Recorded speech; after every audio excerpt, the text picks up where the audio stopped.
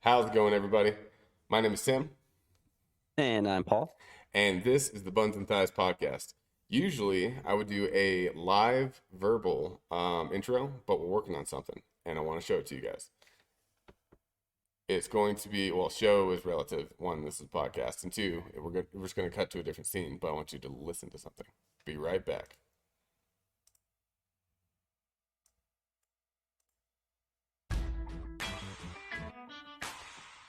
So I actually want to start getting ready in September for a January show.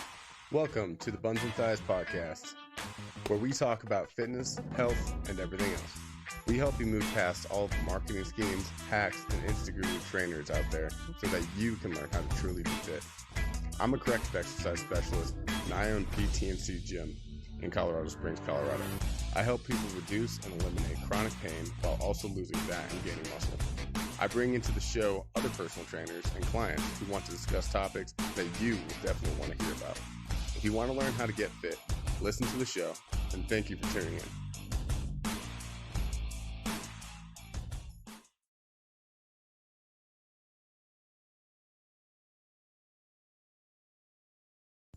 Okay, I did it again, but it's fine this time.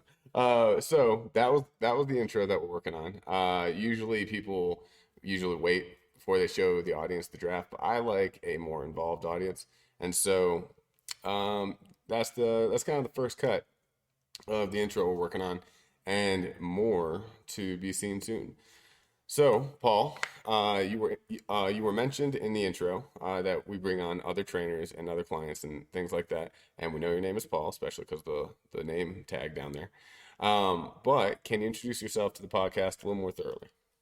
Yeah, so I've been a personal trainer since about 2013. Yeah, January or December 2012. January 2013 is when I got certified to begin with. So I've been doing this for about 11 years at least now. And I've got an online app that people can download for $15 a month that gives them, 3, 4, 5, and 6 day week workout programs, corrective exercise programs, uh, cardio programs, core programs, you name it. It's got a lot of stuff on there for everybody to be able to succeed, even at home. So whatever I try to give my clients everything they can possibly, you know, get. And then I've got a bodybuilding certification, a glute certification, and a corrective exercise and personal training certification. You got programs. Oh yeah, Uh, programs on programs on programs. is there anything new happening in your life? Let's see. Oh, We by have the a way, just a side thing note for the audience. Me and Paul do most of our talking actually during this podcast, a little bit before, a little bit after. But that way we can keep it fresh. And I'm learning about anything new in Paul's life, and he's learning anything new in my life during this podcast. So away we go. Yeah, so a new Star Wars game just dropped. It's called Star Wars Unlimited, and it is a card game. And so basically, I've just been collecting that, learning about that, making some videos on that on top of the Star Wars Legion that I've got, and yeah, working my way up on subscribers, trying to almost hitting 1,000. I'm only about 140 away, a little less than that, and Very nice. yeah. So I'm hoping to continue doing a lot of the Star Wars content on top of the fitness content that we do every Wednesday, and whatever else that I add to the app. What about Awesome. you, man? What's new? Well, first I have a question about the Star Wars card game. Is it kind of like Star Wars Legion? For the audience, me and Paul play Star Wars Legion. I haven't played it in a minute, but I know the rules still. And Paul, he is my sensei on on that. But is it similar to the game, or is it more of like a deck builder, or? Yeah, so it's really a deck building game, and you would make like a deck list, kind of like you would almost like a Legion list, but you've got a commander, and then you got a base, and then the whole goal is to just get the person's base down to 0. And they've released set 1. Set 2 is going to be in like June, I think, and then set 3 is in November. And it's increasingly getting more and more awesome to see what's going on out there and the things that will be coming out. And I feel like I'm going to be going broke very quickly because this game is turning out to be a really huge hit. They actually sold out, and so many people are getting into it. I mean, some cards are going for $850. Whoa! Yeah. For all you So card collectors out there, watch out. yeah, and so it's an amazing game. I've sunk a lot of money into it so far, and it's only the first set. So if I keep up this pace, I will literally be broke by the third set. Well, you know what you like, and I get my my Star Wars news from Paul, and so this is great. This is great news for me. I know that 80% of you guys probably won't care about this part of the podcast, but stay tuned. There's fitness coming. Yeah. But it real side note. I don't want to get into the weeds about Star Wars, but is there an online version to where we can play together, possibly? TTS. It's actually on Yeah. TTS, so you can have any card you want already on there. All right. So that actually alludes to what's going on with me. Uh, I don't think any of you know this, but I stream on Twitch for gaming. Everyone needs. I'm a high performance AAA battery when it comes to, and so is Paul. I believe that most entrepreneurs are. It's kind of a have to Hmm. part of yourself. But we go, and then finding that one thing that's silly and something that interests you that isn't entirely productive. It can be productive, and knowing entrepreneurs, you're probably going to make it productive anyways. But mine is PS5 with my buddy Tyler in Florida, and we stream on Twitch. And so one of my clients found out about this, and now he wants to play with us. And so I'm like, you know what? It's already paying off. So yeah, Yeah, that's more involvement with clients. yeah, That's good. it's kind of building the community for anybody that's more towards the nerd side. I've realized that I can use it to kind of tighten up the community after hours, where it's not in a drinking setting because things can go awry that way. Different people mixed with alcohol sometimes goes bad, and I don't take chances. So I never drink with my clients, but I'll definitely play some video games and then school them in some Fortnite. But yeah, so that's a little bit of the personal news for old Timbo. But is there anything that you wanted to talk about fitness wise before we start spieling into everything? No, I'm actually just doing a normal split right now. I do a symmetry split for myself. Hmm. So I do an agonist antagonist workout style. So whenever I do shoulders, I do pull downs. Whenever I do chest, I do rows, and then arms, and then legs. So there's 4 different days. And then on the 5th day, I'll just do a full body. And that's separated by rest days on either side. So right before the full body day on Saturday, Friday, and Sunday are rest days.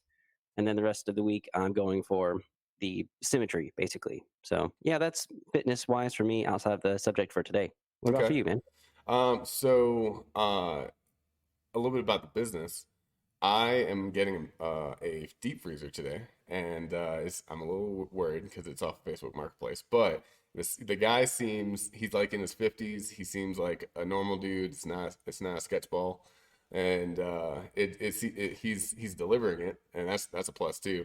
It's only $120. So it's 7 cubic feet of freezer space.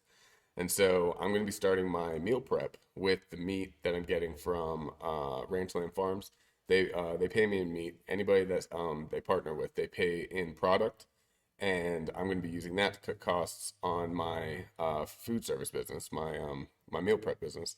Still ironing out all the kinks. I can't exactly start yet until I have a list now. Before, I believe last podcast, I did a whole stress ball word vomit of everything that I was working on because I was like, and this, and I have that, and this came up, and but it's a little more organized now. That's basically how I do it. I throw it at, a scatter plot, and then I start to arrange. I'm like, okay, now it's a list, and now I can make it.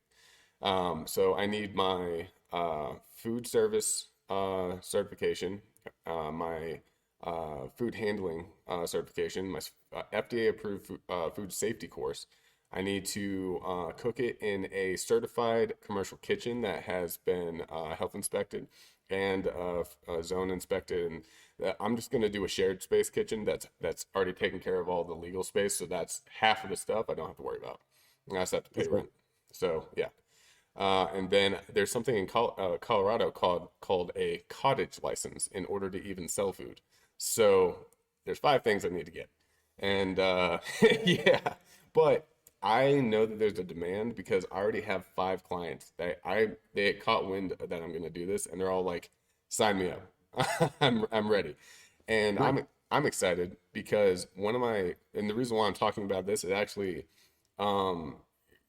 draws towards one of the topics I wanted to talk about today, which is, and sometimes some of our podcast is question based, where I ask the co-host questions, and sometimes it's topic based, where we have stuff we want to talk about and we get to it.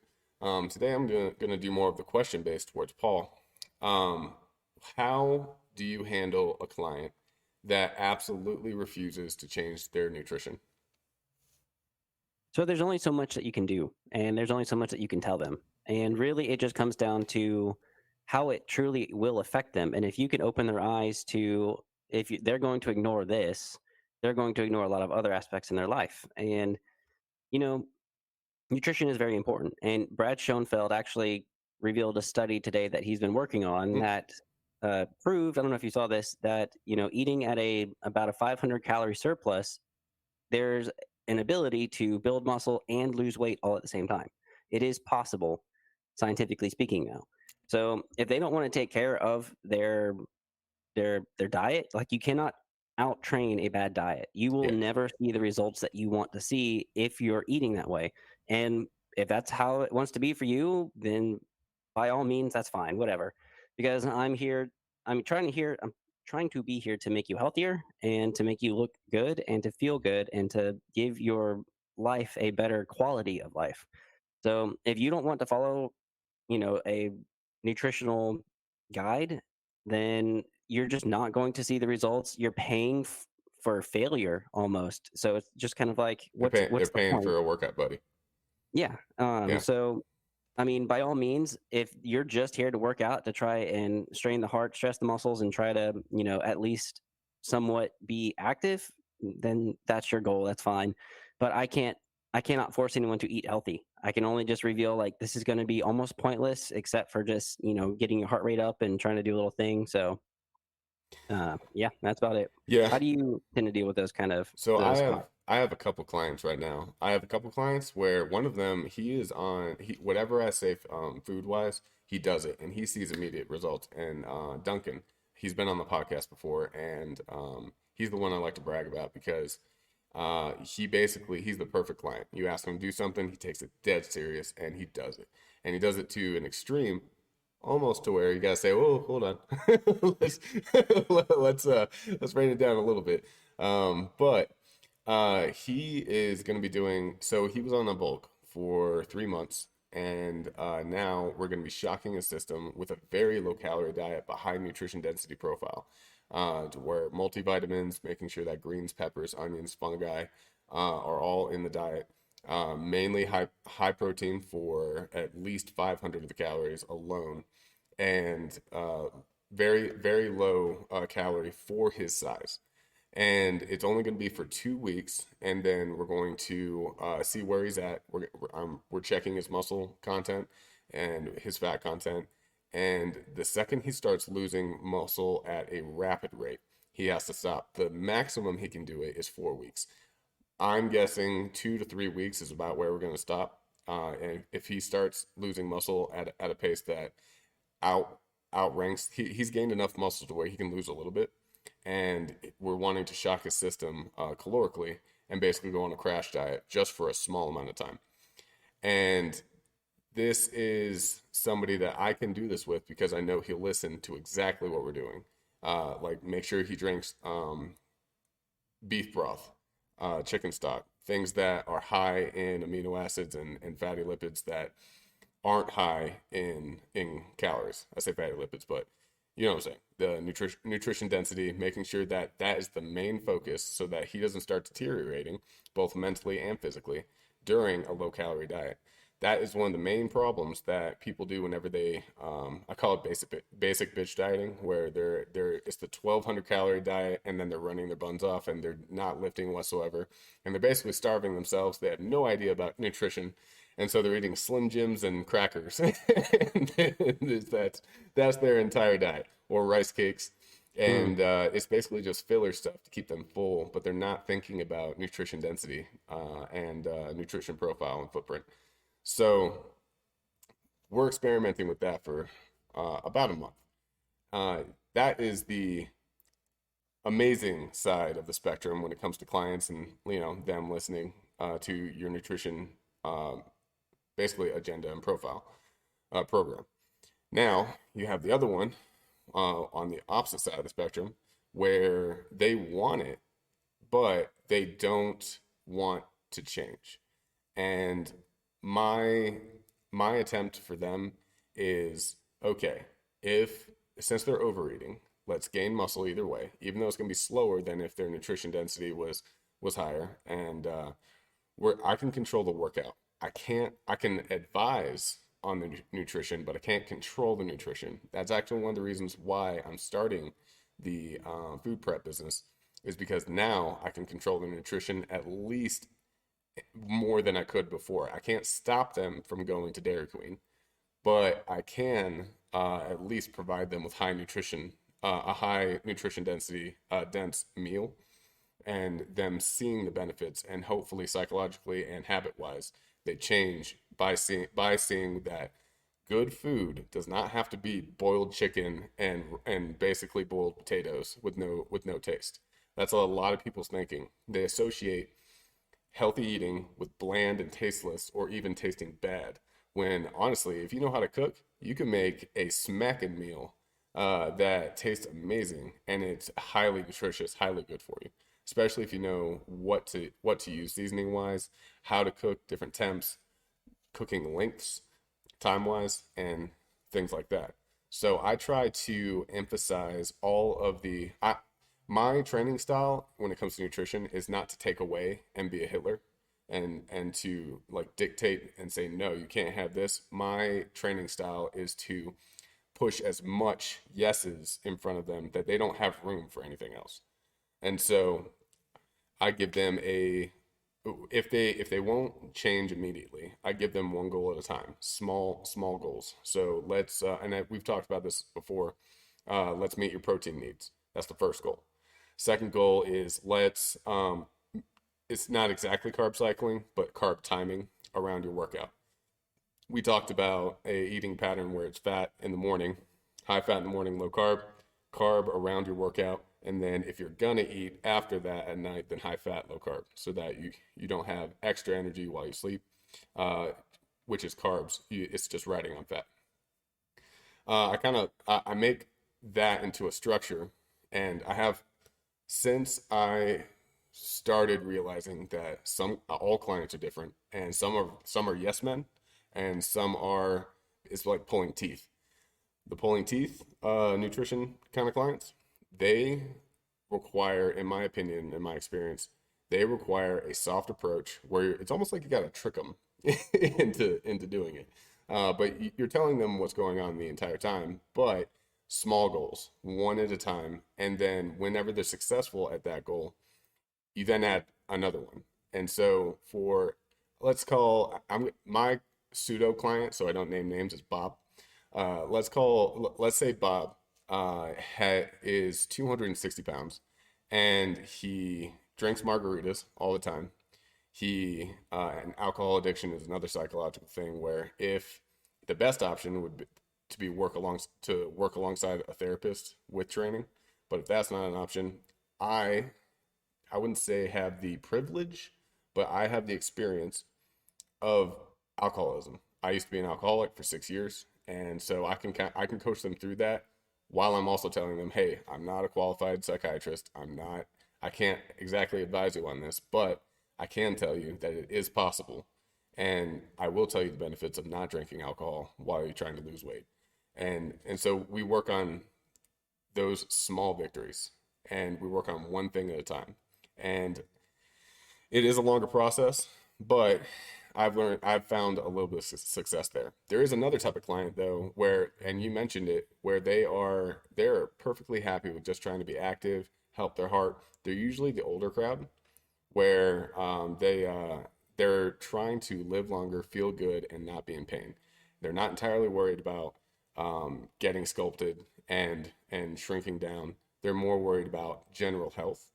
For those are easy clients, even though inside, like I had one today, Bobette, where she told me, she's like, hey, I'm gonna eat what I'm gonna eat. I eat candy all the time, but I am trying to change my habits because I know that they're beneficial, but I'm not entirely worried about it. And so at that point, even though as a personal trainer and a nutrition specialist, I want everything to be perfect with a client, I kind of have to accept that sometimes that's not their goal. And maybe over time I can convince them, but not by, shoving it down their throats. You know what I mean? Right. Yeah. So that's kind of my method. If it's somebody that wants it, but they just habitually don't change, I take the soft approach and small steps, and then try to control as much as I can, like coming up with services like the meal prep and things like that, and then doing positive reinforcement whenever they do well, and then kind of emphasizing the negative effects because Bob came in and I knew he was hungover, and his strength dropped like 30 to 50%. And I was like, hey, we're not getting much done today, and I'm expensive. like, like, come on, man. And Yeah, so, go when ahead. you're dehydrated, your performance drastically decreases. Absolutely. And Like you just have brain fog too. yeah, just like 2% of your I think 1 or 2% of your body weight in water gone, your performance drops like 30% or something like that. Yeah. I've worked out hungover before. Back, like I said, I used to be an alcoholic, and that was a regular thing for me. There's something called alcohol math, where you're like, okay, if I drink two more by 2 a.m., then by 8 a.m. I should be good, and then I can work out at 4 p.m. and it never works. It's never a good thing. I was about to say, there's usually 4 questions I ask everybody if they're not having like the best workout. It's how was your sleep? How was your stress? How much food have you had? And how much water have you had? Looks like I'm gonna have to start asking them how drunk are they? Yeah. Like, How hungover have you are they? had any alcohol in the last 24 hours? Yes, yes. And they're sneaky about it too. That's the thing. It's not something people want to talk about. Right. So, before we move on, is there anything else you want to talk about that? No, yeah, just yeah, that's it. That's good.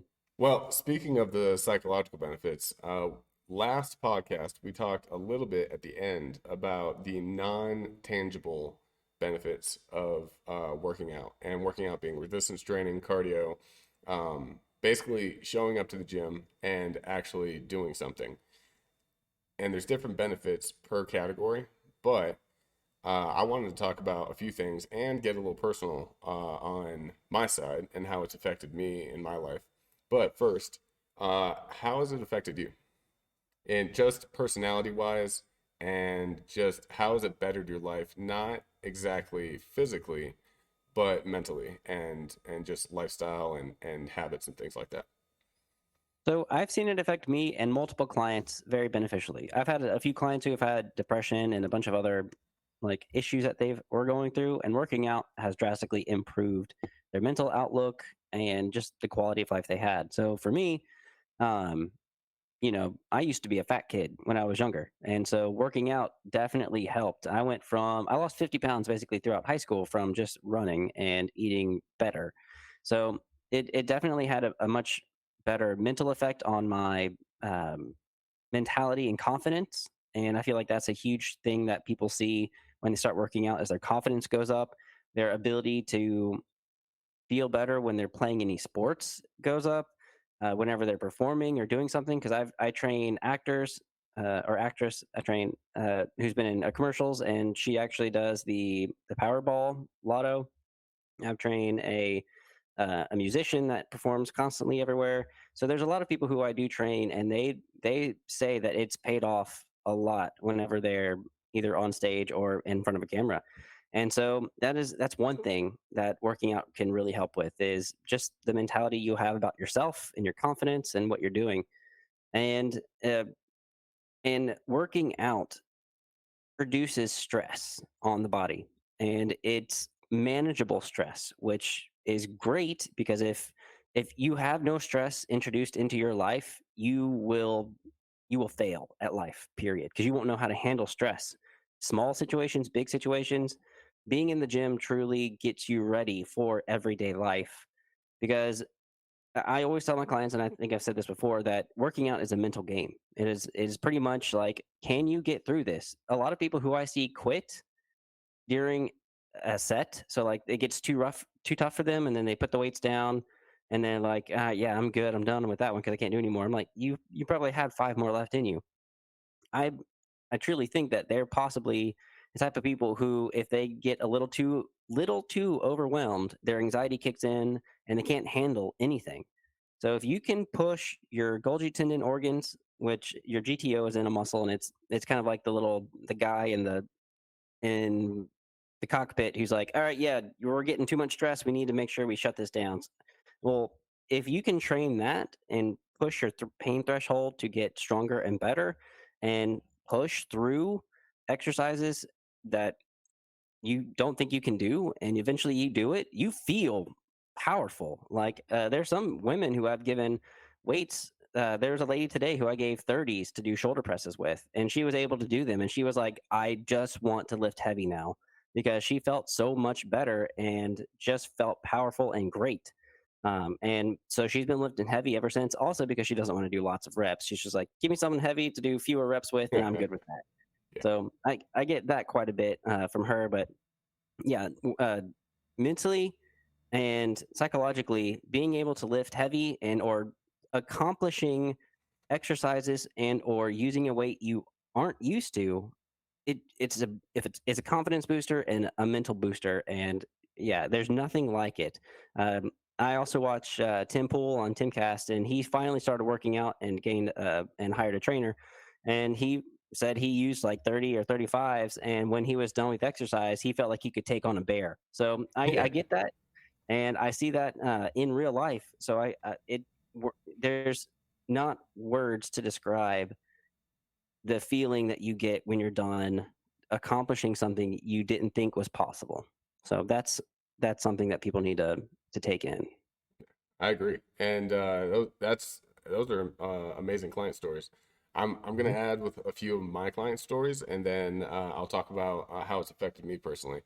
Yeah. You mentioned somebody that didn't basically anytime they're stressed, whether physically or mentally, it's hard for them to handle. I have a client right now. We're gonna call her Bobette, and she tries to talk through the session more than actually work out, because we get set up and we're doing just an incline push up, so where the surface is elevated and it's to almost a 45-degree angle, and we are so that through trigonometry she is actually less weight than if she was flat on the floor doing push-ups. We're at an upwards angle, and we get down. We're focusing on the form. We're doing light so that we can focus on the form more, get her shoulders back and down, everything ready. And she does one, and then she's like, "Okay, that was hard." And then she starts talking about her kids. I'm like, "All right, let's do another one, and let's do 6 in a row. Let's do 12 in a row." And it's just like, I'm not complaining about my clients. I love my clients. But it sometimes is like pulling teeth, or trying to put cats in a bag. Mhm. Trying to get Bobette to do consecutive full sets. And we finally did, I think for the first time last session. And I was like, "All right, are you glad you did that?" And she was like, it was hard, but I pushed through it." And she seemed proud of herself. And I was like, "All right, let's make this a trend, and we'll see how that goes." But you can see the light in their eyes whenever they accomplish something, and that accomplishment is literal. It actually happened, and they earned it.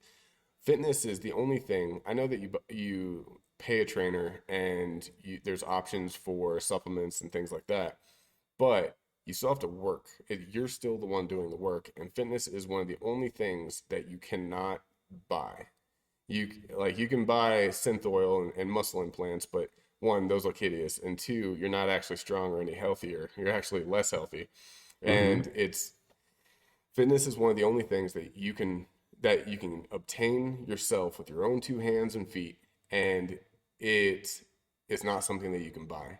And through the clients in the years that I've seen, I have another client, and he is somebody that does not think very highly of himself, and he is constantly downing himself, or was constantly downing himself, overthinks everything, a little paranoid, and that's how I met him. Now we've been working together for about a year and a half. Now he stands taller. He is much more confident. He is like an entirely different person.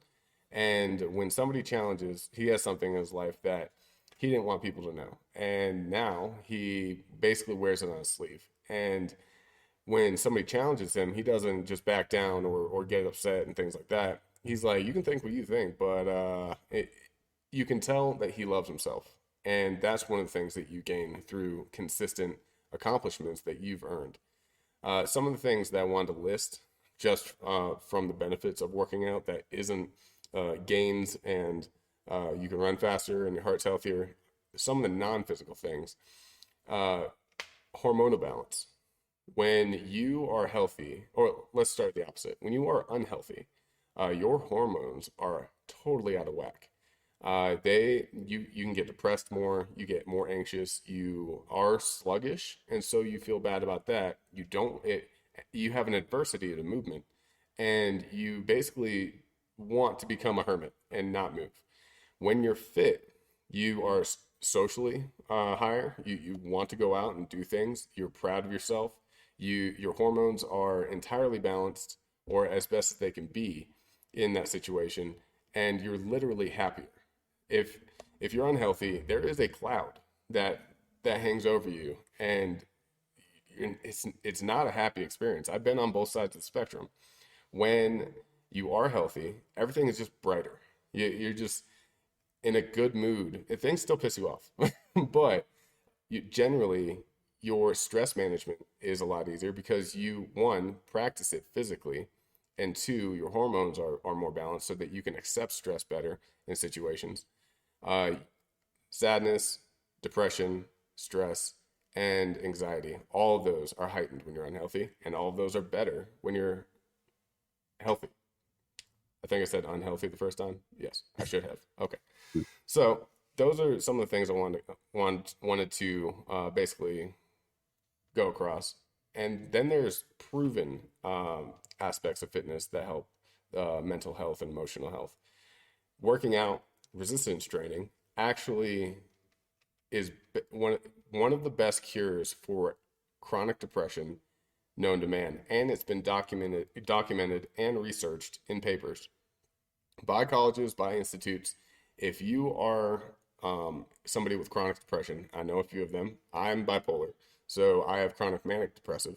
I'm chronic manic depressive, and I also have mania. So when your hormones are imbalanced, you go through cycles that are entirely out of your control. Resistance training is actually one of the main things outside of medication and inside medication that you, one, can control, and two, that works.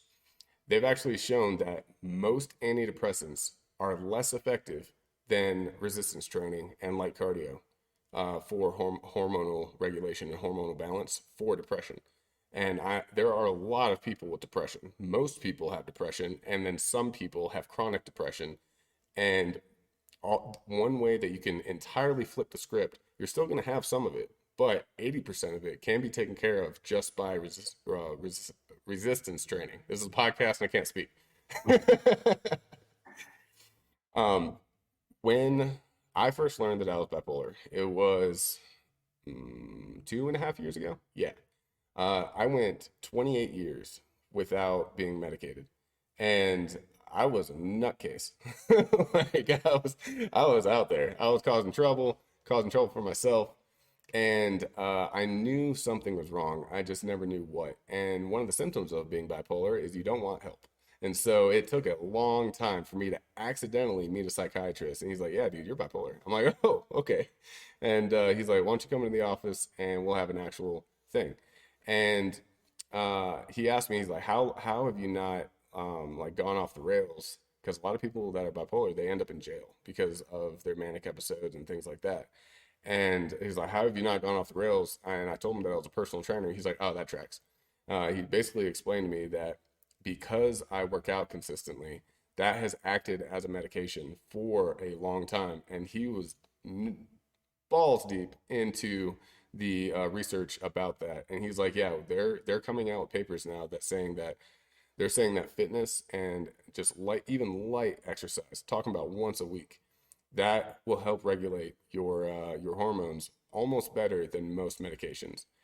Now, not for well, not entirely for bipolar. I should not go unmedicated and then go back to just working out, but working out plus the medication, PG.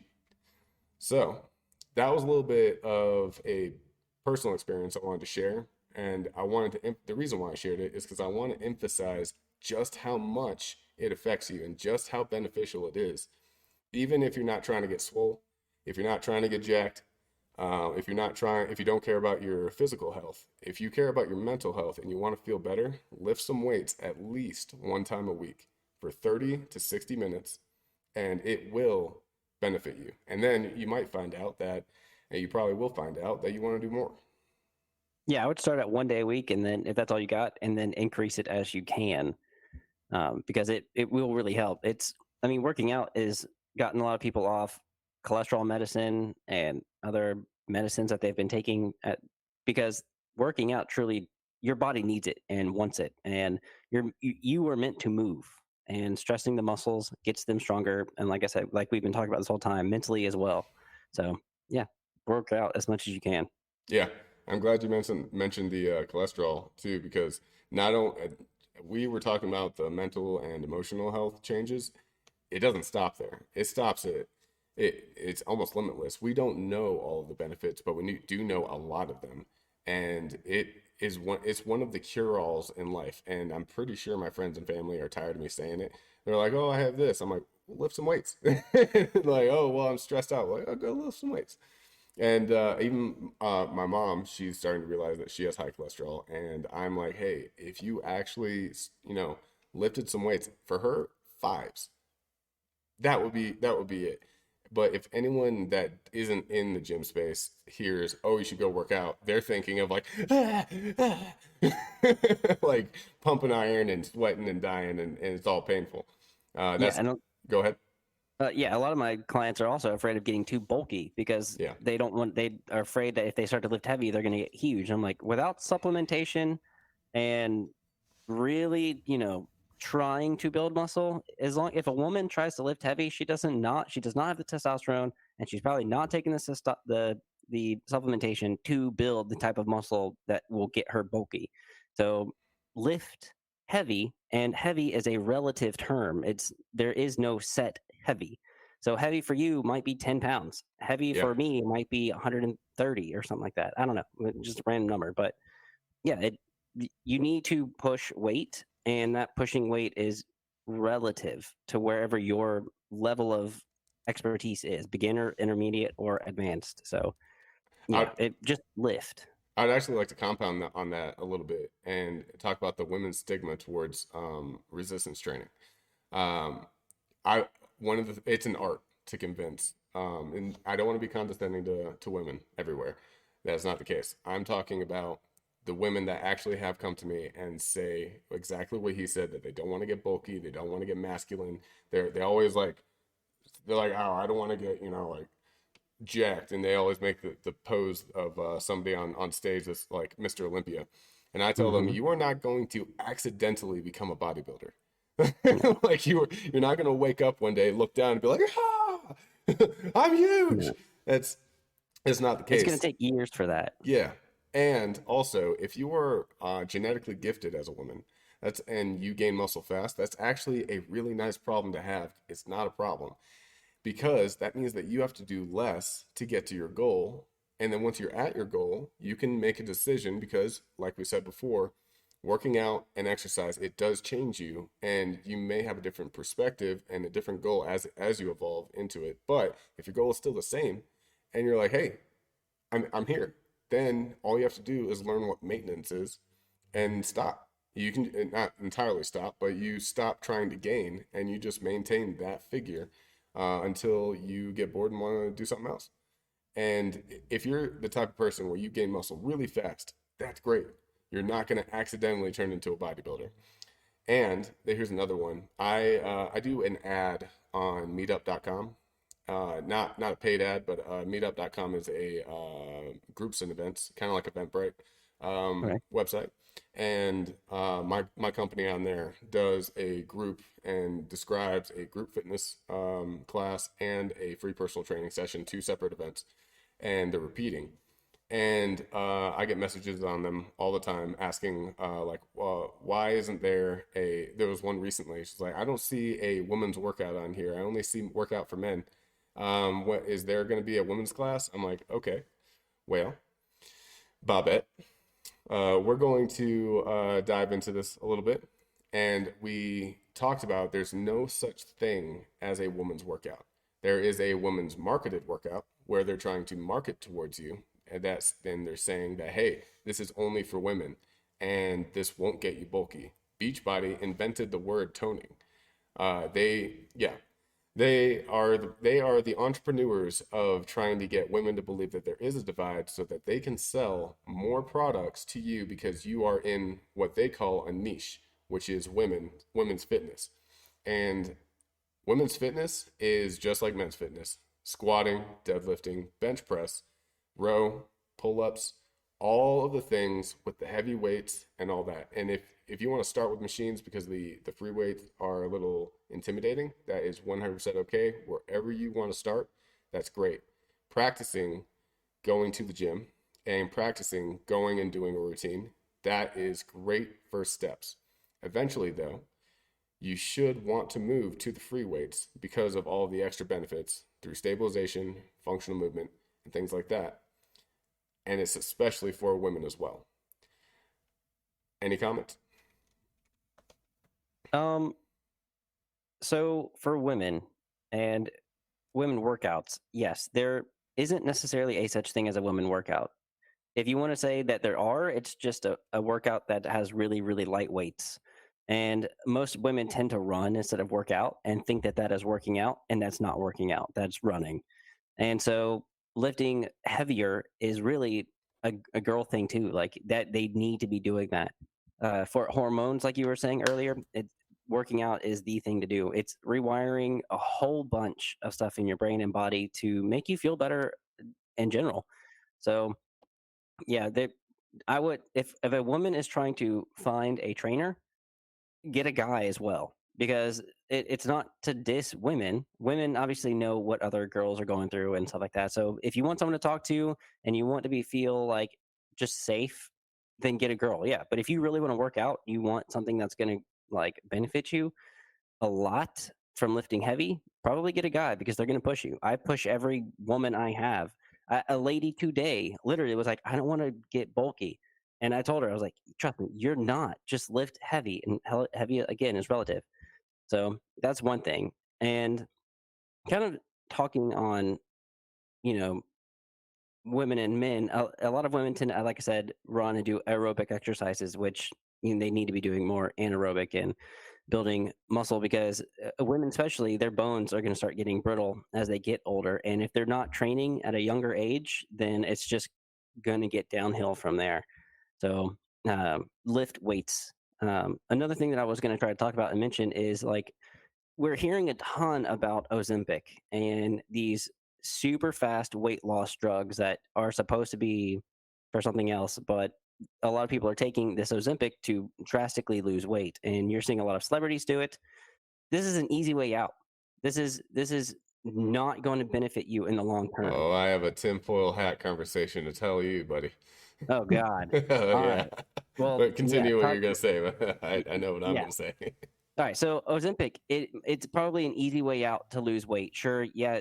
Obviously, people are losing weight on it, but you're not building habits. You're not getting anything like sustainable for you, because like once you get off of it, because you're going to need to at some point, you're probably going to gain all that weight back. You haven't established any healthy habits. You're probably going your diet probably hasn't changed at all, and you're setting yourself up for failure at an even older age. You're basically putting off or procrastinating hard work, and hard work cannot be substituted. There is no shortcut to a perfect body. You have to put in work in order to get the body you want. And if you just try to take the shortcut and easy way out, you're going to feel the consequences a lot later on. So lift, women, please.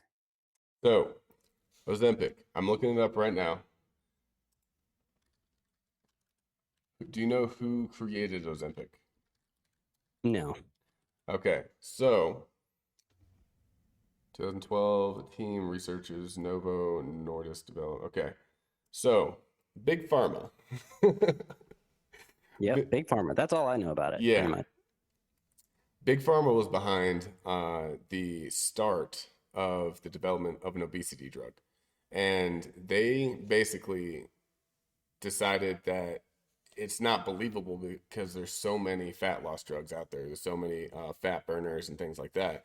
So about 10 years ago, they started a movement, and that was, we're gonna get a little bit on some hot topics here, but hear me out. All right. So they started the health is not a feeling, it's just a sorry, health is not a size, it's just a feeling movement, where they were basically promoting obesity in fitness and saying that it's not their fault. They are who they are, and health is a mindset. It's not a physical attribute when it is. And if you're in a certain fat percentage, you have 95% chronic disease risk, where 95% of percentage of all chronic diseases, you are more susceptible to them. And then whatever habit that you're trying to really promote in your life, that's probably leading towards the leading one in your life, like smokers, cancer, diabetes, diabetes type 2, gout, all of the diseases that are caused by being overweight outside of the correct fat percentage for your body. That's real, and they were trying to basically say that it wasn't, and that you can live a healthy life. And they were proving it through blood pressure and cholesterol and things like that, and they were really pushing it. I even saw ACE, NASM, and personal training certifications also backing that for like one day, and all of us were like, "No, stop it!" Like, first of all, I'm an ACE certified personal trainer. And then I saw that on there, and we all uproared. We're like, stop it. We know that you're trying to appease social media. Stop it. Like, we tell the truth around here. And Yeah, I don't so get a that. lot of people might get mad about that because they are basically being told that it's okay. It's not their fault that they're overweight. It's not in their hands. It's out of their hands. One of the things that they were pushing, just like how an entire religion gets built off of one part of the Bible, and they ignore the rest of the Bible, but they're like, oh, believe this. They leaned on the fact that there's an obesity gene, that obesity is genetic, and they really put emphasis on that. Yes, there is a genetic influence on obesity, but it's very minute. It's like 0.5%. I was about to say that. I mean, if you look back in history, people were not fat. There was the rich were probably really fat because they could afford it, and that was a sign of wealth. But yeah, I wouldn't say that it's genetic. It might be thyroid or maybe some other dysfunction of the Right. body, There might but I be don't think some chronic, like special population chronic diseases. But right. But this body positive movement is trash yeah, and poison. and they're also they're smart. They really are because they know what they're doing. They were putting race in front of it too. They're saying that black people gain more fat, and this is Big Pharma saying this. They're saying that black people gain more fat. They retain it, and fitness does not work on them like others. And they're also saying Latino.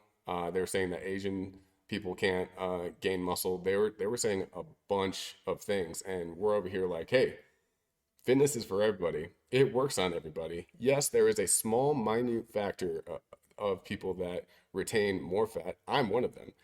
I can gain fat so quickly if I, there are body types.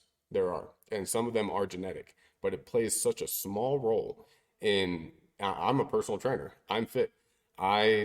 If I get lazy, I can get fat in about 6 months, or probably less, and Yeah, and ride that. you have like ectomorphs, endomorphs, and mesomorphs, and the mesomorphs are in the middle. I think endomorphs are the bigger ones, and ectomorph was the smaller one. You say no Uh, milfs? yeah.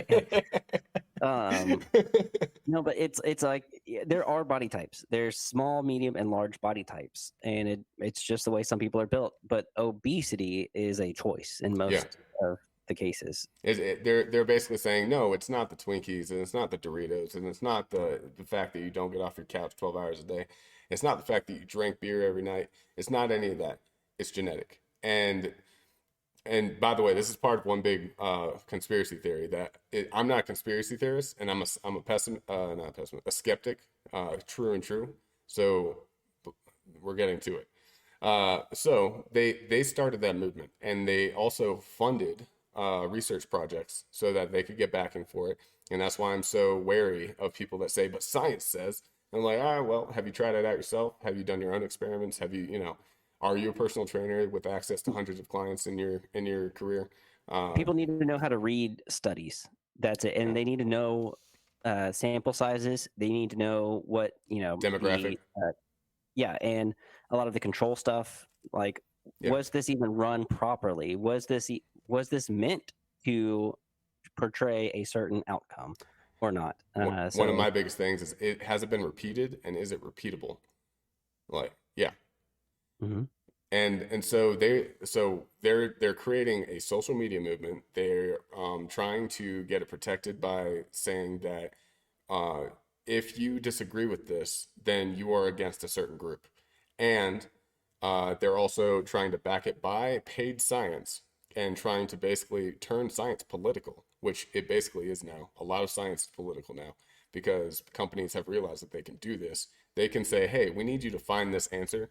Find it any way that you can. And they pay hundreds of people to experiment in different ways until they find that answer. And then they only take a part of it and run with it. And once the mass media hears a whiff of anything that sounds even anywhere ear pleasing, they aren't bound by scientific law, and they can do whatever they want with it, and then it becomes common knowledge, and then common knowledge becomes crap. And so all of this was done so that they can come out with an obesity drug. And Ozempic, this is the first time I've heard of Ozempic. Ozempic. This is the first time I've heard of Ozempic, but this is also the first time that it kind of tracks with the timeline. And so I'm like, oh buddy, it started. Because this is the only drug that has no demographic. There's no diversity in the, or there's no one age, there's no one gender, there's no one race, there's no one anything that they have to single out. They can sell this to everyone. And it is one of the biggest money grabs I've ever seen Big Pharma do in the entire history of Big Pharma, which has been basically since the United States was born. And so that is the tinfoil hat story on this. Watch out. Don't take obesity drugs and work out. Yes. Here's another random off kind of topic conspiracy theory that I have. You've heard of the Great Reset, right? No. Okay. All right. Well, for everyone who possibly has, here's a wild conspiracy theory that I'll take 3 seconds to explain. So apparently the World Economic Forum is trying to push for a great reset. If you read, Klaus Schwab's COVID pandemic, the Great Reset and all that stuff, basically trying to reset the entire global everything. Here's the thing that, could be a conspiracy is they're calling for a great reset, like a change to where it's a stakeholder capitalism, basically communism. And they're calling for a great reset and to change everything. Well, I think that this is not really what I think, but this is something I'm trying to say that I'm thinking about, is that they want us to call for a great reset. They want a great reset, and they're going to muddy everything. They're going to muddy the science. They're going to muddy politics. They're going to muddy the economics of everything, to the point where people are calling and want a reset of everything, and then they're going to push whatever they want. rather than just force a reset on everybody, because no one's going to accept it. People are going to be tricked into wanting The a old reset. switcheroo. And all of this crap studies, all of these crap everything polls, all this stuff is probably just to get us to call for a great reset on everything. That the reason I brought that up was because you mentioned, a lot of these studies are crap, and you can't really trust anything that you see anymore, and it's going to keep getting worse because it's all to make money. It's just all for DEI, or I like to call it DIE, and or the DIE and environmental governance score, the ESG, environment, social governance. Yeah. Whoever follows the ESG gets more money. Whoever follows the DIE gets more money. And they don't really do it based off merit or meritocracy anymore. It's just BS. So, yeah, I feel like things are just going to get much worse. That is a conspiracy theory that I just wanted to mention. That was random. Whether it's pushed by an entity or it's just the natural order of what's happening, I think that's right. That things are being bastardized, uh, Perverted, all that stuff. perverted in a way that nothing, especially with the development of AI. I'm not against AI, but it's a tool. It's gonna just a tool. right. And it's going to get to the point, like, I have a friend who does, but I'm not thinking that AI is going to take over the world. I'm more of like, it's a tool. It's a wonderful tool. But the thing is, I do believe that original work is going to go away. But also, I'm able to create things like this podcast. Someone who has zero college experience in video editing and things like that. I'm able to do some things because of AI. So I think that it's a great tool, but I also think that video evidence in law is going to be thrown out. At a certain point, there's going to be a point where video evidence cannot be submitted in court because can create deepfakes. A 7-year-old, a hold of the right AI, can create a deepfake and have me robbing a bank. And there's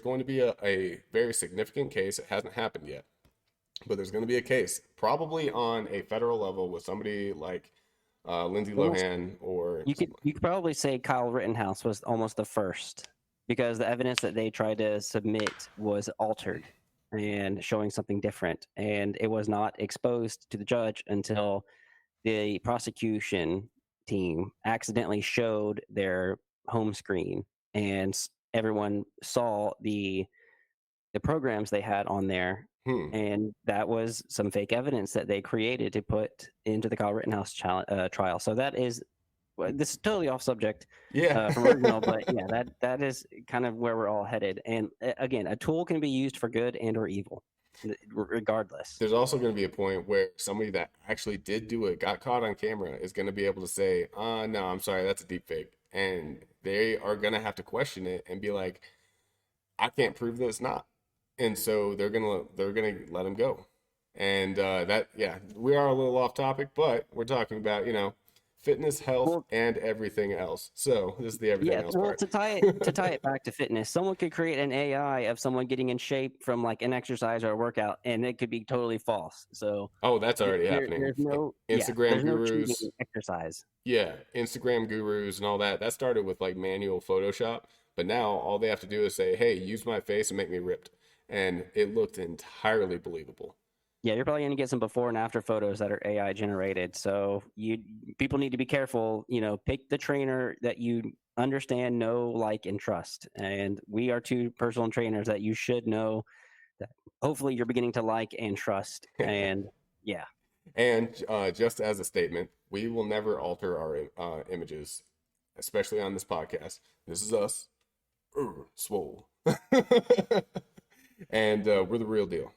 All right, so we're at 59 minutes. We talked about, I think it was a great podcast episode. Yeah. Is there any leaving remarks that you would like to input? hopefully you guys enjoyed it.